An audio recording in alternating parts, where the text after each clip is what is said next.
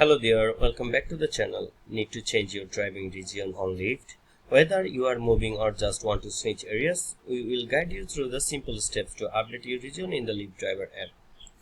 First, open your Lyft Driver app. Tap the menu icon and the top left corner to open the main menu. Next, tap on the Get Help from the menu. Now tap Help Center to move forward. Scroll down and tap on Account and Earnings. Then tap Change where you drive. You will see two options: select New Region or Contact Support.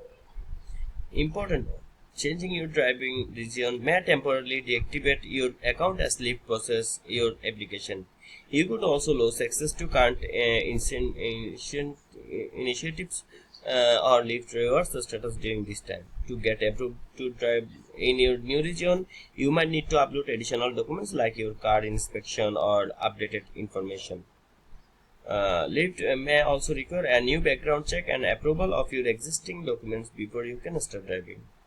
Once everything is processed and approved, you will be ready to drive in your new region. And that's it. You are all set to hit the road in your new region. Drive safe and enjoy the new areas you are exploring with Lyft.